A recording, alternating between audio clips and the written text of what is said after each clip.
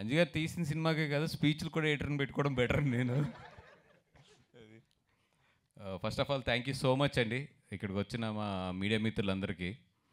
ఎందుకంటే ఇన్ని సినిమాలు నియర్లీ నేను బుక్ మై షోలో చూస్తుంటే 7 to 8 ఫిలిమ్స్ విత్ అదర్ లాంగ్వేజెస్తో సహా ఇన్ని సినిమాలు రిలీజ్ అవుతున్నా కూడా మా అనే ఒక చిత్రానికి మీరందరూ కూడా నిలబడి ఈ చిత్రాన్ని ప్రమోట్ చేసిన విధానం కానీ, ఎప్పటికప్పుడు నాకు సజెషన్స్ ఇస్తూ సార్ ఇట్లా చేయండి అని చెప్పి ముందుకు తీసుకెళ్తున్న విధానానికి నిజంగా మా మీడియా మిత్రులందరికీ కూడా థ్యాంక్ యూ సో మచ్ అండి. ఈరోజు అంటే నాకు కొంచెం స్పేస్ దొరికింది కాబట్టి నేను ఈరోజు నిజంగా ముఖ్యంగా నేను మాట్లాడవలసింది మా డిఓపి గురించి. చాలా స్టేజెస్లో నేను మాట్లాడటానికి ఏంటంటే అక్కడ ఉన్న సమయభావం వల్ల మాట్లాడటం కుదరలేదు. వచ్చాడా తను డిఓపి? రాలేదు. సమీర్ ఎందుకంటే తన ఫస్ట్ టైం సినిమా చేయడం, ఈ సినిమాతోనే తను లాంచ్ అయ్యాడు. ఎంత బాగా నిజంగా నేను మొన్న థియేటర్లో చూస్తున్నప్పుడు ఎంత ముచ్చటేసిందంటే నాకు, అబ్బా ఒక సినిమాని నేను చాలా క్వాలిటీతో ప్రొడ్యూస్ చేశాను. అంటే వర్షం కావాలి, ఒక సినిమా డైరెక్టర్ గారు నేను మాట్లాడుకున్నప్పుడు ఈ సినిమాకి వర్షం అనేది ఒక ఎలిమెంటు. అండ్ సినిమా అంతా కూడా ఇప్పుడు మనకి అందరికీ కూడా చాలా ఇష్టం, క్లౌడీగా ఉండి అలా లైట్ వర్షం ఉన్న వర్షం రోజు అందరికీ కూడా చాలా బాగుంటుంది. థియేటర్లో ఆ మూడ్ క్రియేట్ చేయాలి. అట్లాంటి ఒక మూడ్లో ఒక సినిమా రన్ అవుతే బాగుంటుంది అంటే అది అంత ఈజీ టాస్క్ కాదు అది ఒక డిఓపికి. చాలాసార్లు తన ఎండ్లో షూట్ చేస్తున్నప్పుడు నాకు డౌట్ వచ్చింది, ఈ ఎండ్లో రెయిన్ ఎలా సెట్ అవుతుంది, లేదా ఈ ఎండకి మేము అడిగిన మూడ్ ఎట్లా సెట్ అవుతుంది ఏంటి అని చెప్పి. బట్ తన డిఏ అయిన తర్వాత కాపీ చూస్తున్నప్పుడు ఎస్పెషల్లీ రెయిన్ గురించి కానీ, మూడ్ ఆఫ్ ద ఫోటోగ్రఫీ గురించి కానీ మాట్లాడుతున్నారు. తను నిజంగా చాలా మంచి కెమెరామ్యాన్ అవుతాడు తను. 100% థ్యాంక్ యూ సమీర్. ఎందుకంటే బికాస్ నిన్ను ఎంత స్ట్రగుల్ పెట్టాము, ఎన్నిసార్లు నువ్వు షూటింగ్ ఆపమంటే నేను ఇసుకున్నాను, ఇవన్నీ నాకు తెలుసు కాబట్టి చెప్తున్నాను. Thank you so much for your effort and everything. అదేవిధంగా ఈరోజు ఇంకొక ఇద్దరు గురించి మాట్లాడాలి. ఒకటి అజయ్ అర్సద్ గురించి అండ్ రామ్ మిరియాల్ గారి గురించి, వీళ్ళిద్దరి గురించి కూడా చెప్పాలి. రామ్ మిరియాల్ గారు ఇచ్చిన సూఫియానా సాంగ్ కానీ, రంగనాయకి సాంగ్ కానీ, ముందు కన్నా కూడా సినిమా రిలీజ్ అయిన తర్వాత దాని యొక్క ఇది చూస్తుంటే నెంబర్ ఆఫ్ వ్యూస్ చూస్తుంటే చాలా బాగా వెళ్తున్నాయి. అంటే నిజంగా చాలా మంచి మెలోడీస్ సుఫియానా అనేది. బిఫోర్ సినిమా రిలీజ్ నేను నిజంగా ఏంటంటే మంచి సాంగ్ ఏంటి వెళ్ళట్లేదు అనుకున్నాను, కానీ దానికంతా కూడా ఇప్పుడు సినిమా రిలీజ్ అయిన తర్వాత అది చాలా బాగా వెళ్తుంది ఆ సాంగ్. అండ్ సెకండ్ థింగ్, మా అజయ్ అర్సద్ గారు ఓ రోజు తన ఇంట్లోనే చేసుకుంటాడు. తన ఇంట్లో ఒక రూమ్ పెట్టుకుని జాగ్రత్తగా చేసుకుంటూ ఉంటాడు. రోజు తన ఇంటికి మణికొండకి వెళ్ళి రావడానికి నాకు ఏంటంటే ఒక గంటన్నర పోతున్నప్పుడు అజయ్ని ఏమడిగానంటే, నేను డైరెక్టర్ గారు ఏమన్నామంటే, అజయ్ ఇక్కడ దాకా వచ్చి మేము ఇక్కడ కూర్చుని మళ్ళీ వెనక్కి వెళ్ళాలంటే మాకు 3-4 అవర్స్ డేలో పోతుంది, ఏం చేద్దాము అంటే, సార్ నేను మీ దగ్గరికి వచ్చేస్తాను అన్నాడు. ఫస్ట్ టైం ఒక మ్యూజిక్ కంపోజర్ తన మొత్తం సెటప్నంతా తీసుకొచ్చి ఒక ప్రొడ్యూసర్ ఆఫీస్లో కూర్చుని రూమ్ పక్కన చక్కగా డైరెక్టర్ గారిని వీళ్ళందరినీ కూడా కూర్చోబెట్టుకుని, సార్ ఇది ఓకేనా, ఇది ఎట్లా చేద్దాం అని. అంటే తను ఏదో ఒక 9 o'clock ఆఫీస్కి వెళ్ళి 6 o'clockకి ఒక ఆఫీస్ నుంచి బయటికి వెళ్ళినట్టు వర్క్ చేశాడు. తను రావడం వల్ల ఏమైందంటే తనకి ఎడిటింగ్ ఫెసిలిటీ కూడా పక్కనే ఉంటే బాగుంటుందని చెప్పి ఎడిటింగ్ ఫెసిలిటీ కూడా మేము పక్క తెచ్చుకోవడం జరిగింది. అట్లాగేంటంటే 1-2 రూమ్స్లోనే ఈ సినిమా ఏ స్టూడియోకి వెళ్ళలేదు, ఎక్కడికి వెళ్ళలేదు, ఏమీ చేయలేదు. ఇంక్లూడింగ్ మీరు వెనకాలంటున్న పిల్లల వాయిస్తో సహా నా ఆఫీస్లో ఒక రూమ్లో తయారైన సినిమా ఇది మొత్తం. నిజంగా అజయ్కి థ్యాంక్స్ చెప్పాలి. ఎందుకంటే నాకు తెలుసు జనరల్లీ ఏంటంటే ఒక ఆర్ఆర్ చేయాలి లేదంటే ఇది చేయాలంటే ఆ టెక్నీషియన్స్ కానీ ఇది కానీ పెద్ద సెటప్ ఉంటుంది. అలాగే ఏం లేకుండా ఒక చిన్న రూమ్, అది ఎంత కరెక్ట్గా అంతే 10x10 రూమ్, అది 10x10 రూమ్లో ఈ సినిమా రికార్డింగ్ మొత్తం క్రియేట్ చేశాడు తను. చేసినవన్నీ కూడా చిన్న వస్తువులు, పిల్లల వస్తువులతో మొన్న కూడా చెప్పాను నేను తన గురించి. అజయ్ 100% నీదేదైతే ఒక హార్డ్ వర్క్ ఉందో, లేదా నీదేదైతే ఒక కాంప్రమైజ్ అవ్వని ఒక తపన ఉందో, దాంతో ఏంటంటే డెఫినెట్గా నువ్వు 100% నేను చెప్తున్నాను కదా మంచి పొజిషన్కి వెళ్తావు. ఇతన్ని డెఫినెట్గా మనం ఓ మంచి సినిమాలో, పెద్ద సినిమాలో డెఫినెట్గా చూడబోతాం తొందరలో తెలుగు నుంచి. Thank you. మా కసి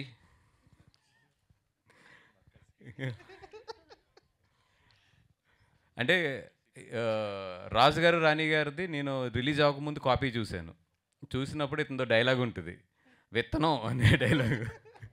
యాక్చువల్ మన సినిమాలో ఉంది, లెంత్లో లెగిసిపోయింది అది మళ్ళీని. ఆ రోజు అన్నాను, ఇంకా రిలీజ్ కూడా అవ్వలేదు, ఇతను చాలా మంచి యాక్టర్ అవుతాడు అన్నాను. ఎందుకంటే ఏదో తెలీదు, ఎప్పుడు కూడా ఒక ఒక మంచి యాక్టరో లేదా ఒక ఇది అయ్యేది ముందు ఒక ఆరా అయితే ఒక మనిషికి కనబడుతూ ఉంటుంది. నాకు ఎందుకు ఇతనిలో ఆ రోజు అది కనిపించింది. ఇతను ఏ రోజైనా సరే ఒక మంచి కమెడియన్ అవుతాడు, మంచి ఐ మీన్ మంచి యాక్టర్ అవుతాడు అనేది. ఏమో అలాగా వేరే స్టేజ్కి కూడా వెళ్ళిపోతావేమో. అంటే అన్నిట్లకన్నా కష్టమైంది హాస్యం పండించడం. ఇందాక నేను ఎన్టీఆర్ గారిని కలిసినప్పుడు కూడా ఆయన ఒక చాలా మంచి మాట అన్నారు డైరెక్టర్ గారితోని. ఏమంటే నవ్వించడం అనేది ఒక వరం, నవ్విస్తూ ఉండండి అన్నాడు ఆయన. నిజంగా అంటే ఆయన అన్న ఆ మాట మీ అందరికి ఇప్పుడు నీ వల్ల నాకు తెలుసు. ఎందుకంటే ఈరోజు పొద్దున్న ఒకళ్ళు కాల్ చేశారు నాకు, ఎక్కడి నుంచి, తాడేపల్లిగూడెం నుంచి. కాల్ చేసి ఎవరో ఒక లేడీ మీతో మాట్లాడతారండి అని చెప్తే ఆ లేడీ మాట్లాడింది నాతో. వాళ్ళ ఇంట్లో వాళ్ళ సిస్టర్ వాళ్ళకి వాళ్ళ కొడుకు ఎవరో పోయారంట. ఆవిడ ఇంచుమించు ఒక 6 మంత్స్ 7 మంత్స్ నుంచి బయటికి రాకపోతుంటే మొన్న ఆగస్ట్ 15ని ఈవిడ ఎవరైతే సిస్టర్ ఉన్నారో పని కట్టుకుని సార్ లేదు ఏదో ఒక సినిమాకి వెళ్తే నీ మూడ్ మారుతుందని చెప్పి ఆ సినిమాకి తీసుకొచ్చిందంట. ఆవిడ తీసుకొస్తే 1 ఇయర్ తర్వాత ఆవిడ కొంచెం నవ్విందంట. ఆవిడ ఫోన్ చేసి దానికి నా నెంబర్ తీసుకుని ఎవరి దగ్గర నుంచి ఫోన్ చేసుకుని థ్యాంక్స్ అండి మీకు అని చెప్తే నాకు ఫస్ట్ 2 నిమిషాలు సింక్ అవ్వలేదు. కానీ ఆవిడ ఏదో అంటే తడబడతా మాట్లాడింది. ఫోన్ పెట్టేసిన తర్వాత నాకు అర్థమైంది, అబ్బా ఈ సినిమాకైతే ఇది చాలు అనేది. డబ్బులు ఇవన్నీ తర్వాత విషయాలు, కానీ ఇది చాలా మంచి విషయం ఒకటి జరిగింది అనేది. అంటే అది నిజంగా ఆయన ఎన్టీఆర్ గారు అన్నట్టు అది నవ్వించడం అనేది ఒక వరం. ఆ వరంకి మీ అందరికీ దేవుడు ఆ ఆశీస్సులు ఇచ్చాడు. కుమ్మండి, వీలైనంత మందిని నవ్వించండి, వీలైనంత మందిని థియేటర్ నుంచి హ్యాపీగా పంపించండి. మా డైరెక్టర్ గారు అంజీ, అలాగే అంజీ నేను చెప్తాను నీకు. Ankit, all the best Ankit. Ankit వచ్చినప్పుడు ఏంటంటే బయట చాలా కామ్గా ఉంటాడు, చాలా కంపోజ్డ్గా ఉంటాడు. ఇతను ఆడిషన్కి వచ్చిన రోజున అంజీని నేను ఒకటి అడిగాను, ఇతను చేయగలడా మామూలుగా అయితే ఏంటంటే ఇప్పుడు కసిని చూస్తే ఏంటంటే హడావుడు ఉంటుంది. ఆఫీస్లోకి రాగానే మొత్తం దొల్లుతాడు, ఎందుకు మీద పెడతాడు, వాళ్ళ మీద జోకులు వేస్తాడు, వీళ్ళ మీద జోకులు వేస్తాడు, చాలా ఆ వైబ్లోనే ఉంటాడు. అంకిత్ చాలా కంపోజ్డ్గా ఉంటాడు, చాలా నీట్గా డీసెంట్గా అసలు మాట్లాడాలా లేదంటే ప్రతి పదం కూడా చెక్ చేసుకుని మాట్లాడుతూ ఉంటాడు. ఇప్పుడు ఏమన్నా అనుకుంటారా ఏంటి ఇవన్నీ కూడా.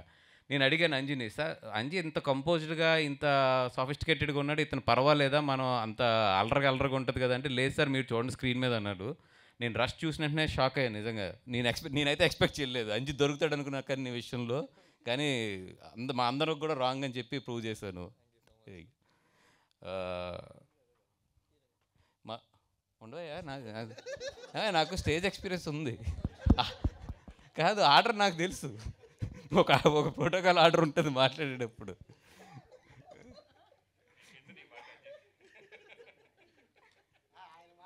కొంచెం ట్రైనింగ్ ఇప్పించండి రా మనకి. మా అంజి గారు దా ఎంత డేంజర్ ఫెలో అంటే, నేనేమైపోయినా పర్లేదు, నన్ను ఎవడన్నా వచ్చి మర్డర్ చేసేసినా పర్లేదు, ఇతను అనుకున్న సీన్ పండిపోవాలి, ఇతను అనుకున్న చేసేసేయాలి. నేను ఏమయ్యా ఈ డైలాగ్ పెడితే గొడవలు అవుతాయి, రేపు పొద్దున్న ఏదైనా అంతే అవన్నీ మీరు చూసుకోండి సార్, నాకు ఎందుకండి. ఏం చూసుకునేది ఏంటి?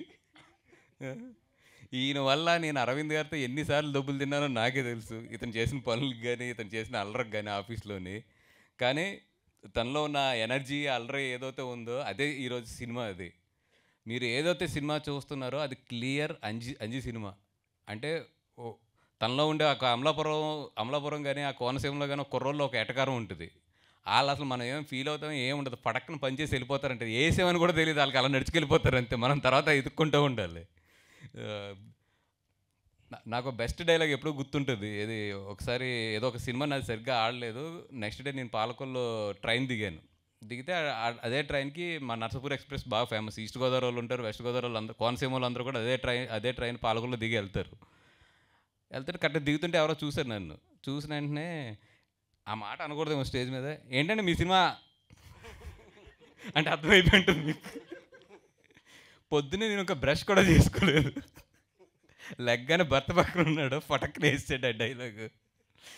కానీ ఏం చెప్తావు అది అంటే, లేదండి పర్లేదండి ఊరుకోండి, ఎక్కడ పర్లేదండి, రాత్రి మా వాళ్ళు మాట్లాడారు ఏంటంటే.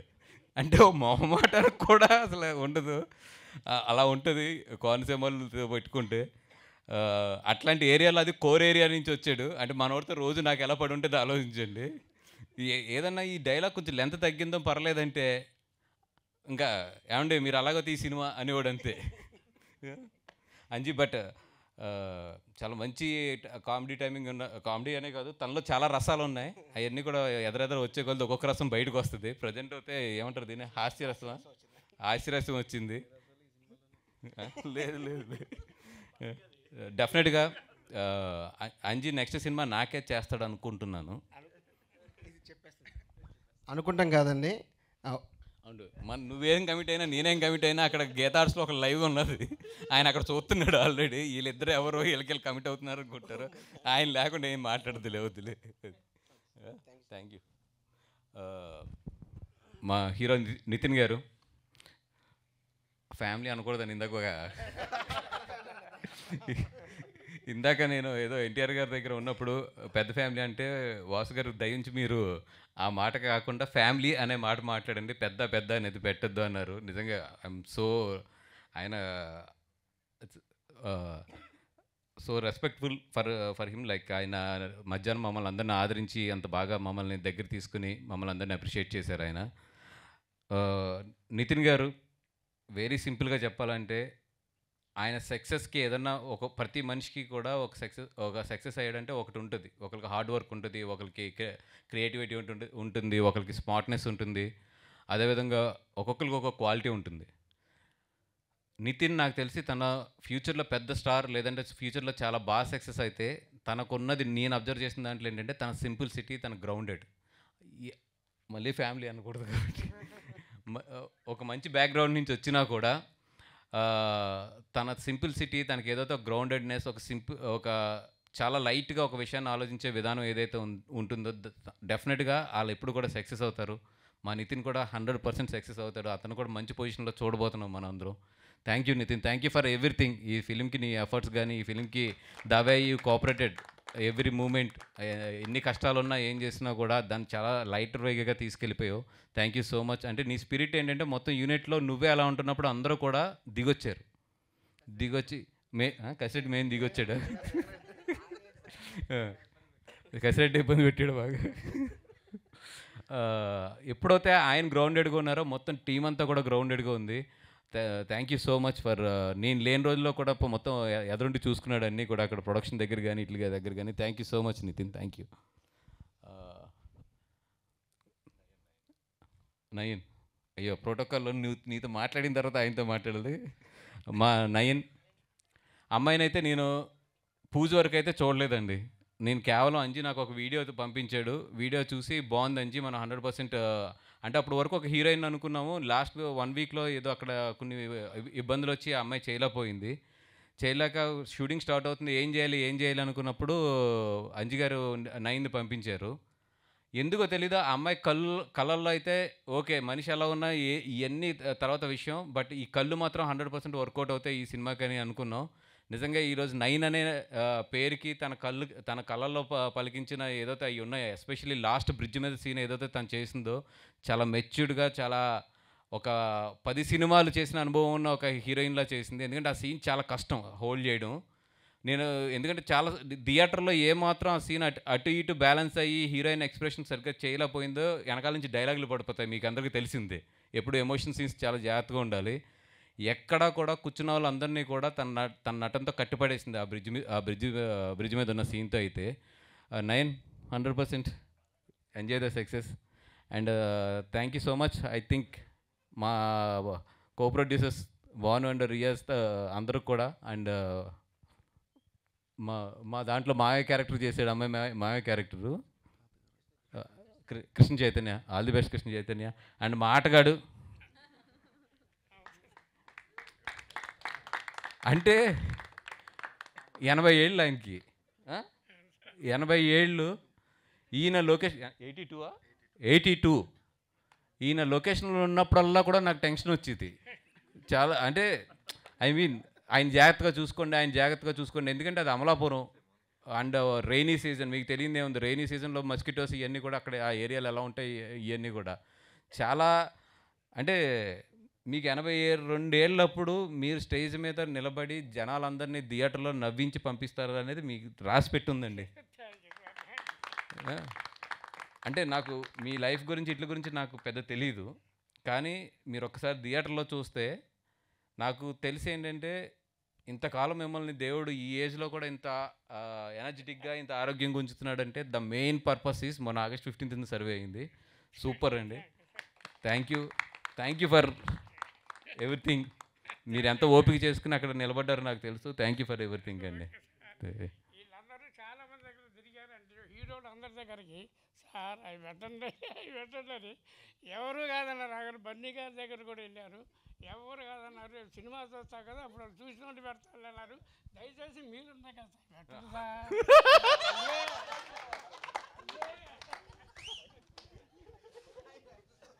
అరే రే సరిగ్గా వాల్యూమ్ రాలేదే అనుకున్నాను నేను. క్రేజీ అసలు ఆయన ఆయన ఏమన్నాడు అర్థమైందా? ఒకసారి రండి చెప్పండి.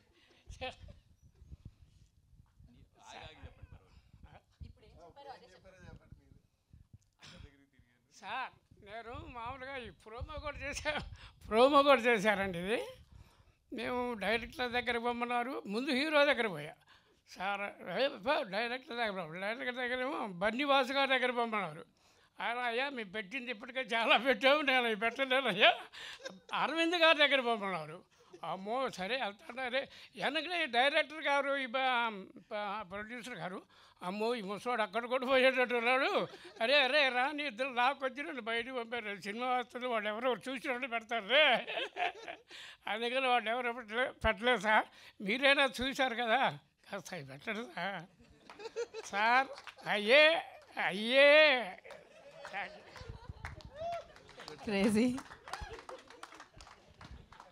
ఇది కేవలం నవ్వుకోవడానికి హాస్యం గురించే తప్పితే, ఎందుకంటే అరవింద్ గారు ఆల్రెడీ నన్ను దీని గురించి 2 మొట్టికాయలు వేసారు. అయినా సరే ఒక హాస్యం పండడానికి కొన్ని ఇది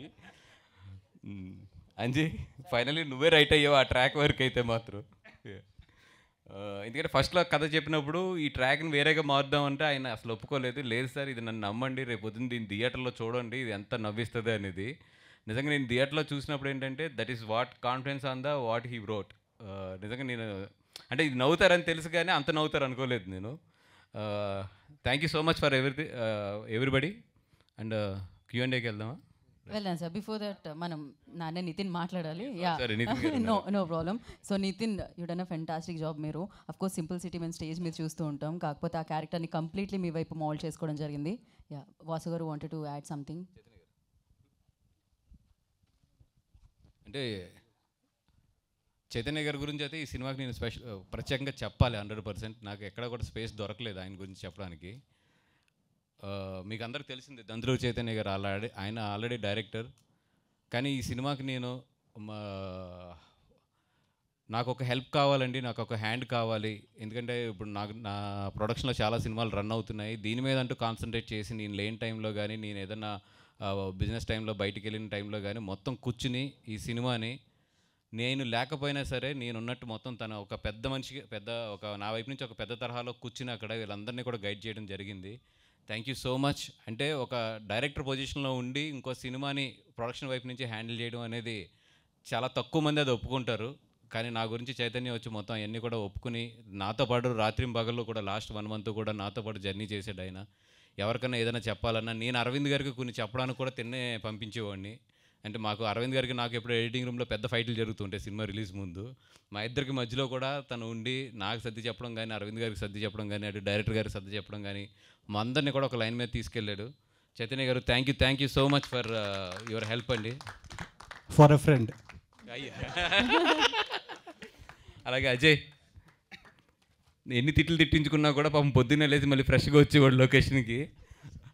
ఆల్ ది బెస్ట్ అజయ్. ఇప్పుడు మా గీతార్స్లో చాలా ఎగ్జిక్యూటివ్ ప్రొడ్యూసర్గా మొత్తం అన్ని సినిమాలు కూడా చాలా జాగ్రత్తగా మెయింటైన్ చేస్తున్నాడు.